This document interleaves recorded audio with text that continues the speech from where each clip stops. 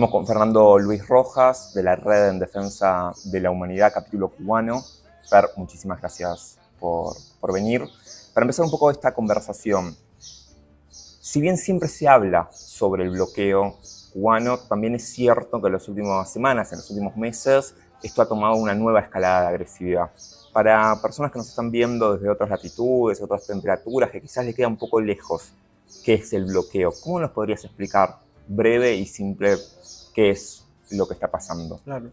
Bueno, gracias a ustedes por la invitación. Yo creo que el punto de partida que tú recuperabas, que tiene que ver con un componente histórico, es importante porque digamos que todo esto que está pasando, sobre todo a partir de enero, se monta sobre un desgaste también en determinados sectores de la población. Se ha tratado en muchas ocasiones, en las últimas declaraciones, por algunas figuras, por ejemplo, de la administración estadounidense, de enfocar el problema solamente con el impacto que tiene en sectores, digamos, de la dirección gubernamental o determinados ámbitos de la dirección empresarial, y le ha quitado el peso que tiene para la gente en la reproducción de la vida cotidiana. Nosotros podemos, hace apenas unas horas, hubo un mensaje del ministro de Relaciones Exteriores cubano donde sistematizó el impacto directo en una de las áreas más afectadas a partir de lo que está pasando desde el mes de enero, que es el ámbito electroenergético. El ámbito electroenergético impacta en todos los escenarios de la vida cotidiana y impacta en la gente, es decir, en la gente que se pasa 24 o 30 horas sin electricidad. Eso tiene un efecto también, por ejemplo, en el suministro de agua, en la cocción de los alimentos, en la conservación de los alimentos, que son problemas a los que nos estamos enfrentando cotidianamente. Eso se suma, lógicamente, con lo que viene desde el punto de vista acumulado de dificultades que viene enfrentando el país desde hace varios años. Y lógicamente digamos que es una apuesta que recupera esa idea del memorando Mallory de apretar las condiciones de vida de la gente para que se canalice su rebeldía, su enojo solamente en el ámbito antiestatal. Es uno de los escenarios que se está dando. El bloqueo es o significa o constituye un grupo de medidas establecidas por los Estados Unidos. Tú hablabas de lo que está ocurriendo después del mes de enero, que tiene que ver con el énfasis sobre todo en el cerco electroenergético, más de 130 días sin que, o en los que ha entrado solamente un barco de petróleo en un país que, dada su economía, dada sus políticas, acertadas o no, pero tiene una dependencia de la importación de combustible a escala internacional. En los últimos años se ha tratado de dar o de impulsar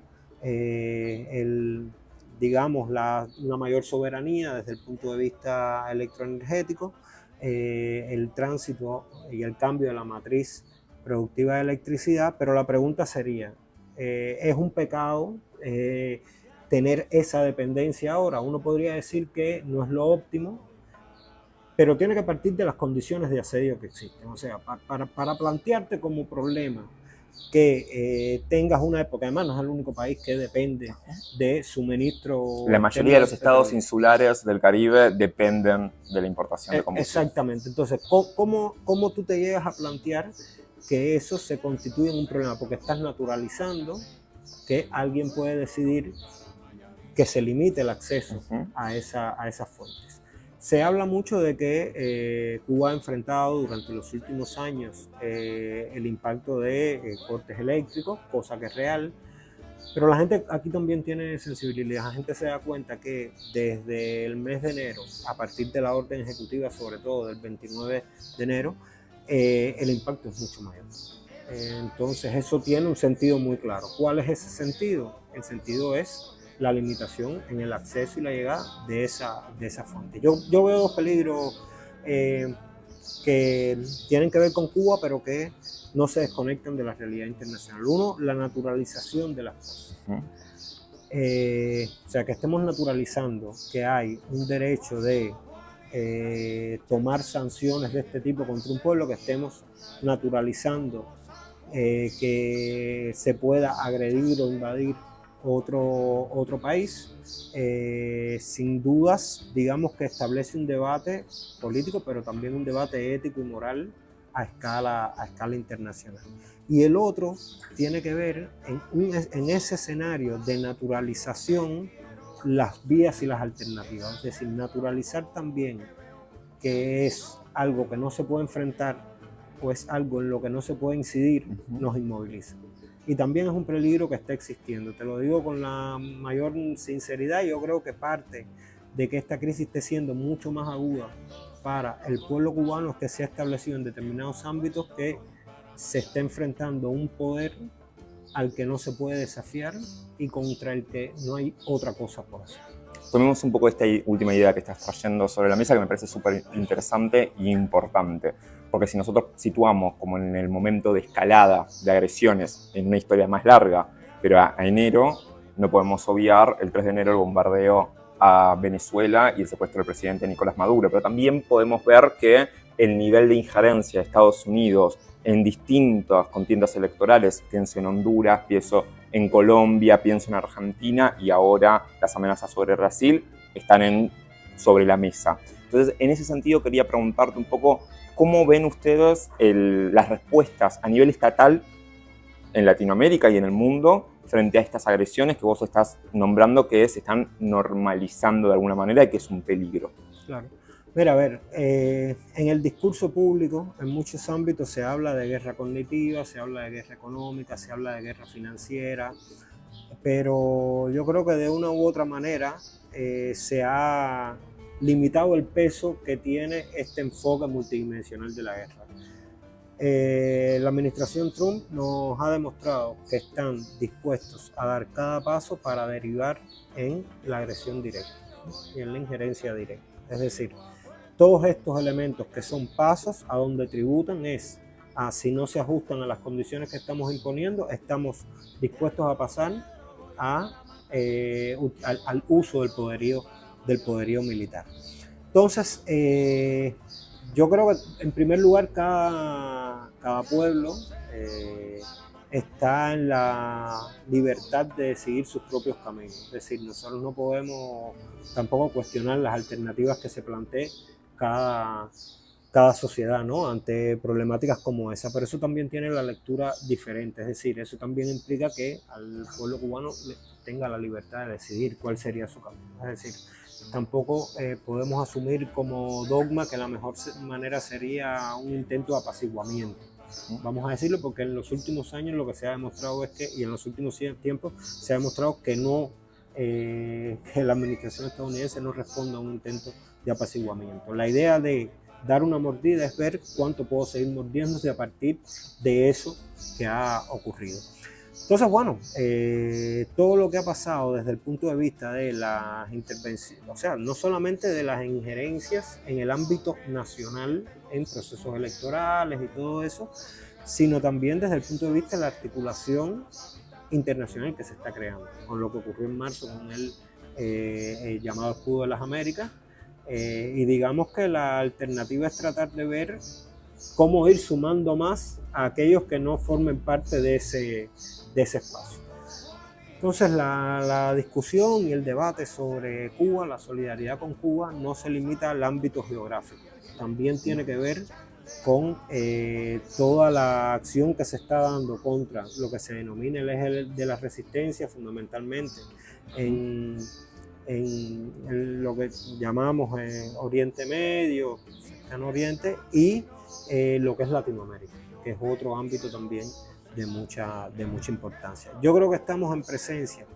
Mira, hay una idea que a veces nos traiciona un poco, que tiene que ver con el enfoque de que el imperialismo estadounidense se encuentra en crisis. Claro. Y hay una limitación a la hora de entender lo que significa una crisis. O sea, una crisis no necesariamente lleva al fin, sino puede llevar a un proceso de reestructuración y recomposición. Por lo tanto, a lo que estamos asistiendo es a un proceso probablemente de recomposición. Y en ese proceso de recomposición la pregunta es cuánto se van a llevar por delante y cuál va a ser el resultado final. Por eso, la idea de presentar solamente a Trump como un outsider de la política estadounidense es una que yo realmente no comparto mucho. O sea, a mí me parece que es la manera en que se ha dado el imperialismo estadounidense para tratar de recomponer su hegemonía, para buscar una salida a esta crisis en la que se encuentra. Nos ha costado muy caro pensar que las extremas derechas son solamente la locura de tal o cual equipo de gobierno y no entender los proyectos civilizatorios que encarnan en términos de reconfiguración. Ahora, tomando un poco estas ideas, incluso la de crisis, es evidente que aunque haya una posibilidad por la crisis que pueda tener, en este caso el imperialismo, sin la política activa de quienes se enfrentan a eso, no va a pasar mucho. No es solamente que por arte de magia van a cesar sus agresiones. ¿Cómo ves las resistencias en Cuba, ya sea a nivel popular como estatal o gubernamental, frente a este tipo de agresión? ¿Cómo estás viendo esa capacidad del pueblo de responder a las agresiones de Washington? Pero a ver, vuelvo al principio cuando te hablaba del impacto que tiene en la vida cotidiana de la gente. Marco Rubio ha insistido mucho en su mensaje de que son medidas sobre todo tomadas contra la dirección del Estado, porque es una manera de tratar de invisibilizar lo criminal de una medida. Es decir, tú sabes que estás implementando medidas que en última instancia a quien más afectan es a la gente. ¿Ya? Entonces hay un esfuerzo en ese sentido. Hay una situación de desgaste que no tiene que ver solamente con eso. Nosotros en realidad llevamos 10 años de etapa Trump. O sea, nosotros llevamos la primera administración. Recordemos que el ambiente en Cuba, en la calle, cosa que a veces no se habla mucho, el ambiente en Cuba en la calle entre 2014, 2015, 2016, cuando el llamado periodo de normalización con Obama, proceso sobre el cual hubo muchas críticas, hubo una discusión interna por diferentes razones, porque apuntar al ámbito en algunos casos, sobre todo el sector privado, y que el Estado se fuera retirando de otros espacios, quizás podía solidificar determinadas expresiones de desigualdad que se estaban dando, pero bueno, fueron discusiones que se dieron. Y el ambiente en la calle era otro tipo de ambiente, como también lo eran las horas de apagones, como también lo eran otros fenómenos que se estaban dando. En el 2017 llega Trump, empieza con un grupo de medidas coercitivas de mucha mayor fuerza y sobre todo bloquea ese proceso que se había dado. Un proceso que de una u otra manera también, porque las subjetividades son importantes, también había dado o también había incidido en la forma de la gente de ver las cosas. Es decir, es un proceso de normalización. Cualquiera puede decirte, no, mira, nosotros sabíamos que iban a tratar de lograr el mismo objetivo por otro camino. Ok, pero se estableció otra manera de entender las relaciones con los Estados Unidos en la gente. Eso se bloqueó en un rango de 2-3 años. Por lo tanto, eso también tiene un impacto en la gente, en la vida cotidiana. Y en la vida cotidiana de la gente, porque hubo mucha gente que hizo su vida también a partir de poder viajar, de poder comercializar aquí sus cosas. Es verdad que el sector informal creció mucho, pero ese sector informal también encontró una salida a partir de esa situación. Entonces vino el primer periodo de Trump, vino el periodo de Biden, que en términos de Cuba prácticamente mantuvo todas las medidas. Mantuvo todo, e incluso en un escenario de pandemia, donde se dieron expresiones típicas prácticamente de lo que está haciendo este propio gobierno. Y ahora nos tocó la segunda vuelta. Entonces, al desgaste histórico del bloque estamos sumando un desgaste de 10 años de política Trump, incluso con un intermedio demócrata, pero que básicamente siguió en esa línea, que tienen un efecto en la gente. Se hace muy poco énfasis en las maneras espontáneas que tiene la gente de organizarse, la manera de organizar sus ollas colectivas en muchas ocasiones, en la solidaridad que se aprecia cuando alguien puede tener acceso a una determinada fuente de energía y la contribuye, que no quiere decir que no se estén expresando determinadas desigualdades también por ese acceso a la energía. Claro. En la conservación de los alimentos. Ahora, yo creo que todavía quedan muchas reservas. Y yo creo que en ese sentido, lógicamente, el papel del gobierno, del Estado, podría ser más activo. Lo que pasa es que al mismo tiempo creo que se están enfrentando de manera cotidiana desde el gobierno y el Estado fenómenos que te presionan en niveles tremendos. O sea, tener un déficit de más del 50% del suministro de energía en el país es algo que presiona, ¿no?